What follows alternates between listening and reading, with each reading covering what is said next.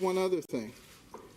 I do not remember this level of scrutiny for one President Barack Obama when he was running. In fact, I remember just the opposite. I remember people just, oh, well, we won't really talk about that. We won't talk about that relationship.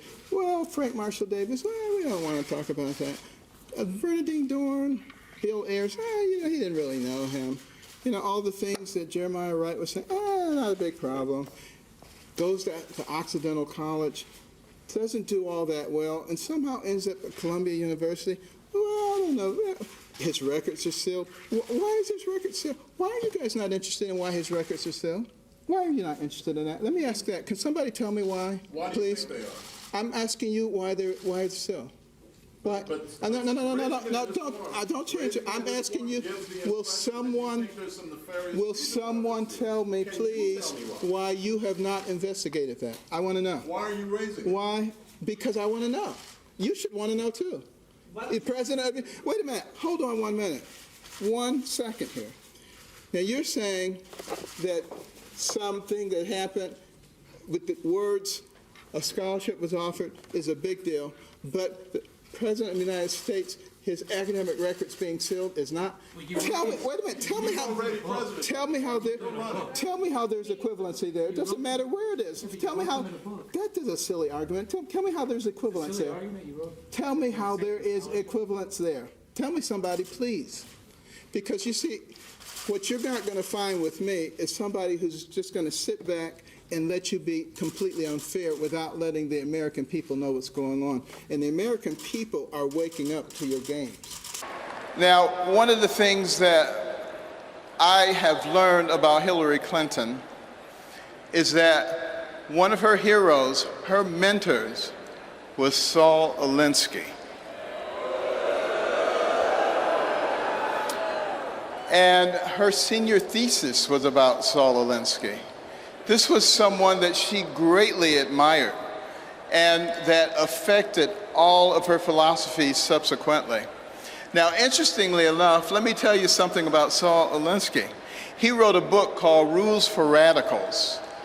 On the dedication page, it acknowledges Lucifer, the original radical who gained his own kingdom.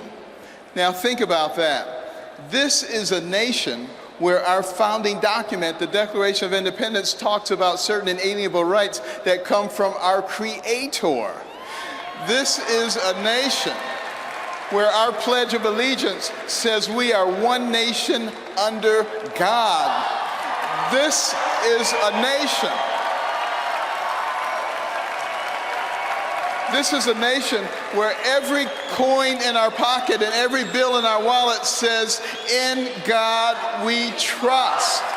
So are we willing to elect someone as president who has as their role model somebody who acknowledges Lucifer? Think about that.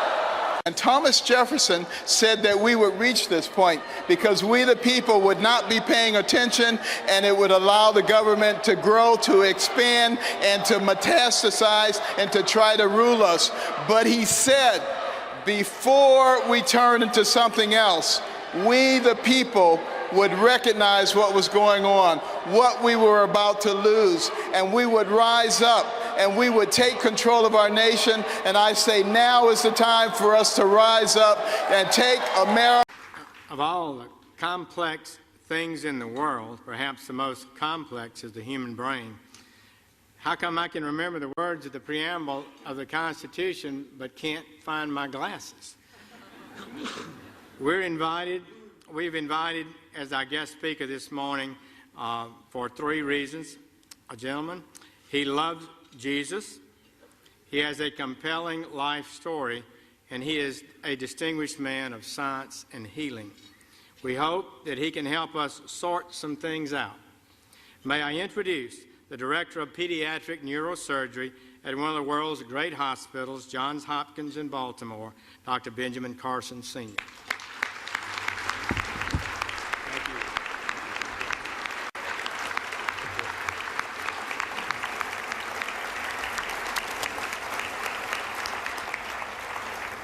Thank you so much, Mr. President, Mr. Vice President, Mrs. Obama, distinguished guests, which includes everybody. Thank you so much for this wonderful honor to be at the stage again. I was here 16 years ago, and the fact that they've invited me back means that I didn't offend too many people. So that was great. I want to start by reading 4 texts, which will put into context what I'm going to say. Proverbs 11:9. With his mouth, the godless destroys his neighbor, but through knowledge the righteous escape. Proverbs 11:12. A man who lacks judgment derides his neighbor, but a man of understanding holds his tongue. Proverbs 11:25. A generous man will prosper. He who refreshes others will himself be refreshed. And 2 Chronicles 7:14. If my people who are called by my name will humble themselves and pray and seek my face and turn from their wicked ways, then will I hear from heaven and will forgive their sins and heal their land. You know, I have an opportunity to speak in a lot of venues. This is my 4th speech this week. And I have an opportunity to talk to a lot of people. And I've been asking people, what concerns you? What are you most concerned about in terms of the spirituality and the direction of our nation and our world? And I've talked to very prominent Democrats, very prominent Republicans. And I was surprised by the uniformity of their answers. And those have informed my comments this morning. Now, it's not my intention to offend anyone. I have discovered, however, in recent years that it's very difficult to speak to a large group of people these days and not offend someone. And people walk around with their feelings on their shoulders waiting for you to say something. Did you hear that? And they can't hear anything else you say. The PC police are out in force at all times. I remember once I was talking to a group about the difference between a human brain and a dog's brain. And a man got offended. He said, you can't talk about dogs like that. But, you know, people just focus in on that, completely miss the point of what you're saying. And we've reached a point where people are afraid to actually talk about what they want to say because somebody might be offended. People are afraid to say Merry Christmas at Christmas time. It doesn't matter whether the person you're talking to is Jewish or, you know, whether they're any religion. That's a salutation, a greeting of goodwill. We've got to get over this sensitivity, you know, and it keeps people from saying what they really believe. You know, I'm reminded of a very successful young businessman, and he loved to buy his mother these exotic gifts for Mother's Day, and he ran out of ideas, and then he ran across these birds. These birds were cool. You know, they cost $5,000 a piece. They could dance, they could sing, they could talk. He was so excited he bought 2 of them. Sent them to his mother, couldn't wait to call her up on Mother's Day. Mother, what'd you think of those birds? And she said, they was good. He said, no, Mother, you didn't eat those birds. Those birds cost $5,000 a piece. They could dance, they could sing, they could talk. And she said, well, they should have said something. And you know, that's where we end up too if we don't speak up for what we believe. And you know, what we need to do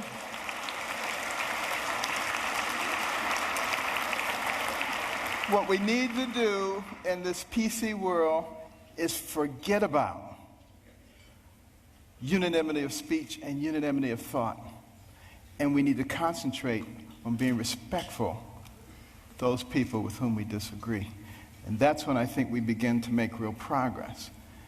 And one last thing about political correctness, which I think is a horrible thing, by the way. I'm very, very compassionate, and I'm not ever out to offend anyone. But PC is dangerous. Because you see, this country, one of the founding principles was freedom of thought and freedom of expression. And it muffles people. It puts a muzzle on them.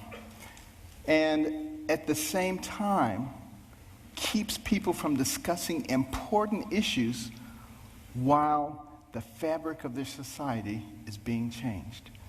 And we cannot fall for that trick. And what we need to do is start talking about things that are important, things that were important in the development of our nation. Well, one of those things was education. I'm very passionate about education because it's made such a big difference in my life. But here we are at a time in the world, the information age, the age of technology. And yet, 30% of people who enter high school in this country do not graduate. 44% of people who start a 4-year college program do not finish it in 4 years. What is that about? Think back to a darker time in our history, 200 years ago when slavery was going on. It was illegal to educate a slave, particularly to teach him to read. Why do you think that was? Because when you educate a man, you liberate a man. And there I was as a youngster, placing myself in the same situation that a horrible institution did because I wasn't taking advantage of the education. I was a horrible student. Most of my classmates thought I was the stupidest person in the world. They called me dummy. I was the butt of all the jokes. Now, admittedly, it was a bad environment. Single parent home. You know, my mother and father had gotten divorced early on. My mother got married when she was 13. She was one of 24 children. Had a horrible life. Discovered that her husband was a bigamist. Had another family. And she only had a third-grade education. She had to take care of us. Dire poverty. I had a horrible temper, poor self-esteem. All the things that you would think would preclude success. But I had something very important. I had a mother who believed in me. And I had a mother who would never allow herself to be a victim, no matter what happened. Never made excuses, and she never accepted an excuse from us. And if we ever came up with an excuse, she always said, "Do you have a brain?" And if the answer was yes, then she said, then you could have thought your way out of it. It doesn't matter what John or Susan or Mary or anybody else did or said. And it was the most important thing she did for my brother and myself. Because if you don't accept excuses, pretty soon people stop giving them and they start looking for solutions. And that is a critical issue when it comes to success. Well, you know, we did live in dire poverty. And one of the things that I hated was poverty. You know, some people hate spiders, some people hate snakes. I hated poverty. I couldn't stand it. And, but, you know, my mother couldn't stand the fact that we were doing poorly in school. And she prayed and she asked God to give her wisdom. What could she do to get her young sons to understand the importance of developing their minds so that they control their own lives? And you know what? God gave her the wisdom, at least in her opinion. My brother and I didn't think it was that wise because it was to turn off the TV. Let us watch only 2 or 3 TV programs during the week, and with all that spare time, read 2 books apiece from the Detroit Public Libraries and submit to her written book reports, which she couldn't read, but we didn't know that. You know? And you know, she put check marks and highlights and stuff. But, you know, I just hated this. And my friends were out having a good time. Her friends would criticize her. They would say, "You can't make boys stay in the house reading books. They'll grow up, they'll hate you." And I would overhear them, and I'd say, "Mother, you know they're right." But she didn't care, you know. But after a while, I actually began to enjoy reading those books. Because we were very poor, but between the covers of those books, I could go anywhere, I could be anybody, I could do anything. I began to read about people of great accomplishment. And as I read those stories, I began to see a connecting thread. I began to see that the person who has the most to do with you and what happens to you in life is you. You make decisions. You decide how much energy you want to put behind that decision. And I came to understand that I had control of my own destiny. And at that point, I didn't hate poverty anymore because I knew it was only temporary. I knew I could change that. It was incredibly liberating for me. It made all the difference. And continue on that theme of education. In 1831, Alexis de Tocqueville came to America to study this country. The Europeans were fascinated. How could a fledgling nation, barely 50 years old, already be competing with them on virtually every level? This was impossible. De Tocqueville was going to sort it out. And he looked at our government, And he was duly impressed by the 3 branches of government. 4 now, because now special interest groups, but it was only 3 back in those days. And, he said, wow, this is really something. And then he said, but let me look at their educational system. And he was blown away. See, anybody finishing the 2nd grade was completely literate. He could find a mountain man on the outskirts of society. The man could read the newspaper, could have a political discussion, could tell him how the government worked. If you really want to be impressed, take a look at the chapter on education in my latest book, America the Beautiful, which I wrote with my wife, came out last year. And in that education chapter, you will see questions extracted from a 6th grade exit exam from the 1800s. A test you had to pass to get your 6th grade certificate. I doubt most college graduates today could pass that test. We have dumbed things down to that level. And the reason that is so dangerous is because the people who founded this nation said that our system of government was designed for a well-informed and educated populace. And when they become less informed, they become vulnerable. Think about that. Our system of government, and that's why the education is so vitally important. Now, some people say, you're overblowing it, things aren't that bad. And you're a doctor, a neurosurgeon. Why are you concerned about these things? I've got news for you. 5 doctors signed the Declaration of Independence.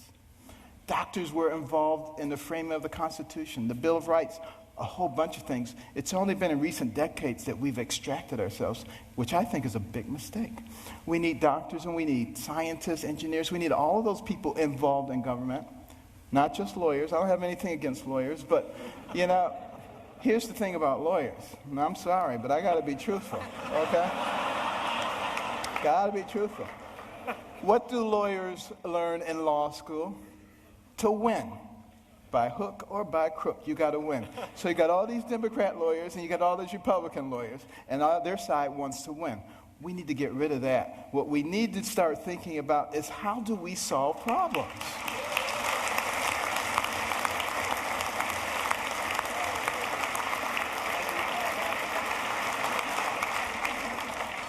And now, before I get shot, let me finish here. Now, one of the reasons, and I don't like to bring up problems without coming up with solutions. My wife and I started the Carson Scholars Fund 16 years ago after we heard about a survey, an international survey, looking at the ability of 8th graders in 22 countries to solve math and science problems. And we came out number 21 out of 22, barely beat out number 22, very concerning. And we'd go into schools and we'd see all these trophies, all-state basketball, all-state wrestling, all-state this, that, and the other. The quarterback was the big man on campus. And what about the intellectual superstar? What did they get? A National Honor Society pin? A pat on the head, there, little nerd? Nobody cared about them. And is it any wonder that sometimes the smart kids try to hide? They don't want anybody to know that they're smart. This is not helping us as a nation. So we started giving out scholarships to students from all backgrounds for superior academic performance and demonstration of humanitarian qualities. Unless you cared about other people, it didn't matter how smart you were. We got plenty of people like that. We don't need those. We need smart people who care about other people. We would give them money. The money would go into a trust. They would get interest on it. When they went to college, they get the money. But also the school gets a trophy. Every bit as impressive as any sports trophies. Goes right out there with the others. They get a medal. They get to go to a banquet. And we try to put them on the same kind of pedestal as we do the all-state athletes. Now, I have nothing against athletics or entertainment. Please believe me. I'm from Baltimore. The Ravens won. This is great, okay? But what will maintain our position in the world? The ability to shoot a 25-foot jump shot or the ability to solve a quadratic equation? And we need to put the things into proper perspective. And, many teachers,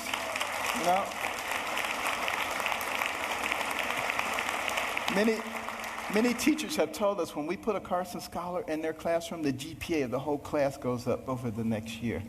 And it's been very gratifying. We started 16 years ago with 25 scholarships in Maryland.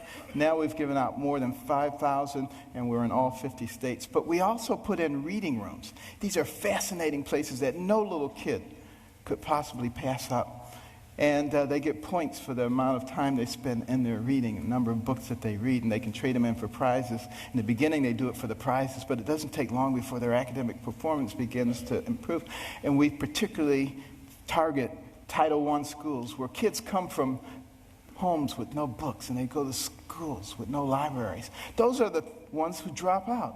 And we need to truncate that process early on, because we can't afford to waste any of those young people.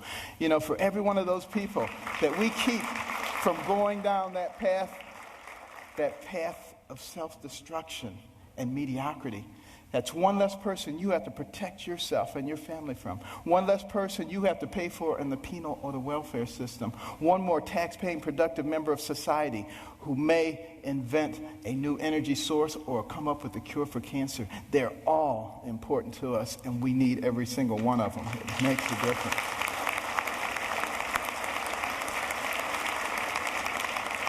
And when you go home tonight, please read about it. Carson Scholars Fund.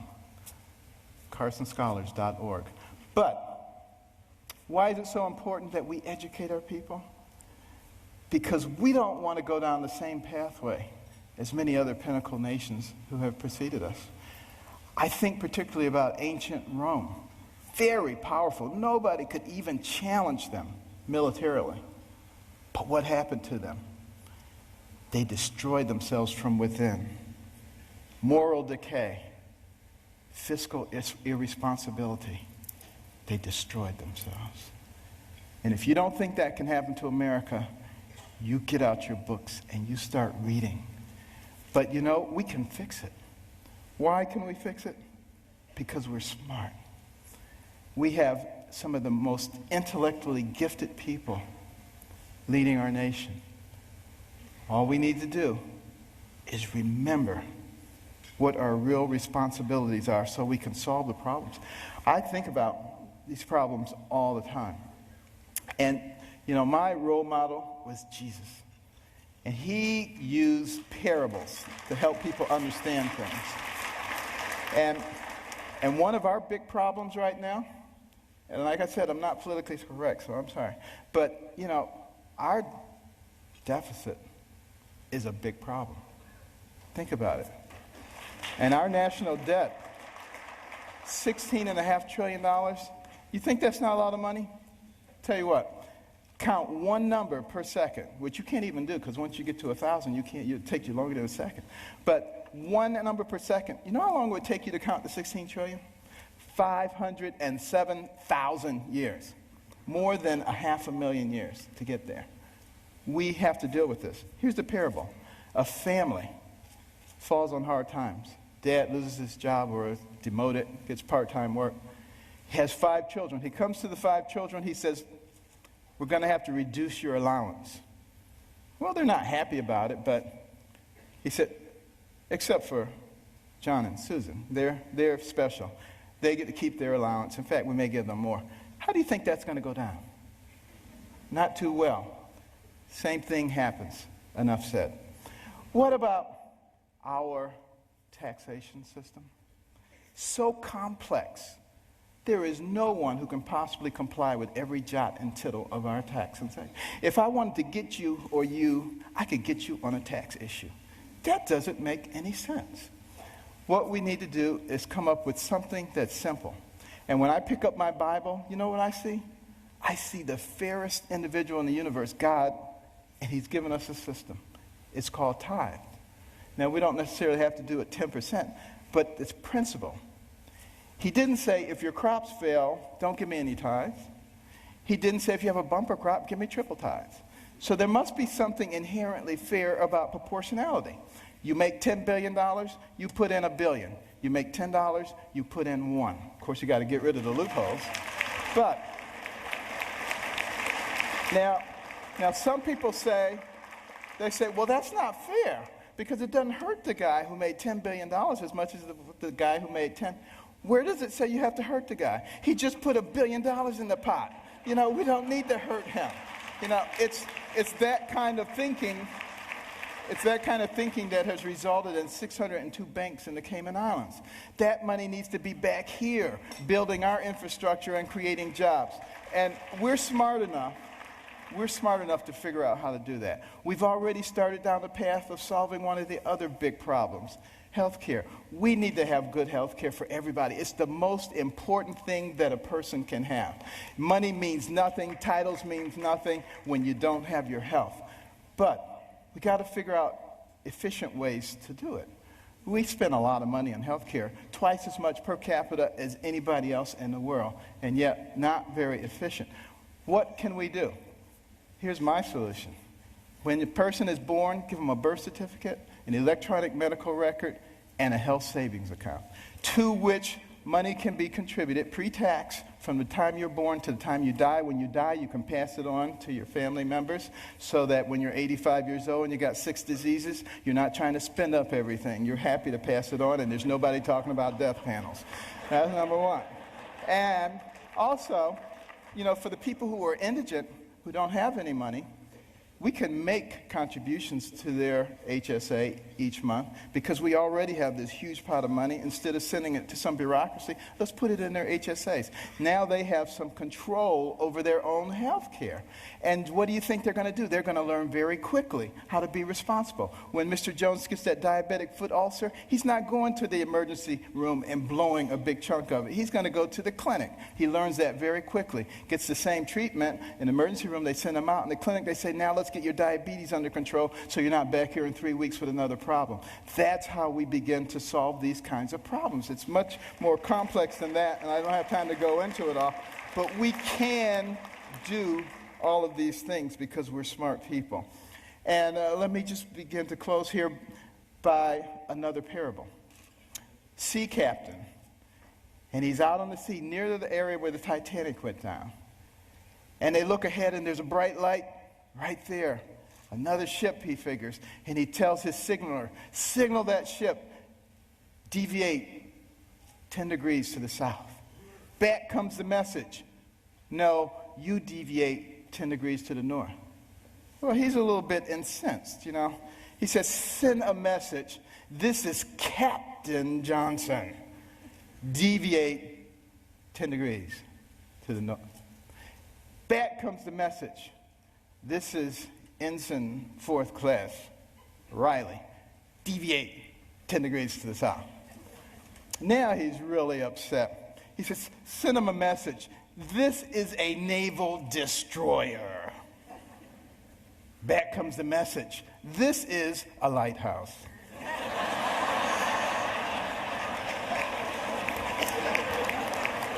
Enough said. Now, what about the symbol of our nation? The eagle, the bald eagle. It's an interesting story how we chose that. But a lot of people think we call it the bald eagle because it looks like it has a bald head. That's not the reason. It comes from the Old English word piebald, which means crowned with white. And we just shorten it to bald. Now use that the next time you see somebody who thinks they know everything. You get them on that one. But why is that eagle able to fly high forward? Because it has 2 wings, a left wing and a right wing. Enough said. And I want to close with this story. 200 years ago, this nation was involved in a war, the War of 1812. The British, who are now our good friends, thought that we were young whippersnappers. It was time for us to become a colony again. They were winning that war, marching up the eastern seaboard, destroying city after city, destroyed Washington, D.C., burned down the White House. Next stop, Baltimore. As they came into the Chesapeake Bay, that armada of ships, warships, as far as the eye could see, it was looking grim. Fort McHenry standing right there. General Armistead, who was in charge of Fort McHenry, had a large American flag commissioned to fly in front of the fort. The admiral in charge of the British fleet was offended. He said, take that flag down. You have until dusk to take that flag down. If you don't take it down, we will reduce you to ashes. There was a young amateur poet on board by the name of Francis Scott Key, sent by President Madison to try to obtain the release of an American physician who was being held captive. He overheard the British plans. They were not going to let him off the ship. He mourned as dusk approached. He mourned for his fledgling young nation. And as the sun fell, the bombardment started. Bombs bursting in air, missiles, so much debris. He strained trying to see, was the flag still there? Couldn't see a thing. All night long it continued. At the crack of dawn, he ran out to the banister. He looked, straining his eyes, but all he could see was dust and debris. And then there was a clearing, and he beheld the most beautiful sight he'd ever seen. The torn and tattered stars and stripes still waving. And many historians say that was the turning point in the War of 1812. We went on to win that war and to retain our freedom. And if you had gone into the grounds of Fort McHenry that day, you would have seen at the base of that flag the bodies of soldiers who took turns propping up that flag. They would not let that flag go down because they believed in what that flag symbolized. And what did it symbolize? One nation under God, indivisible, with liberty and justice for all. Thank you. God bless.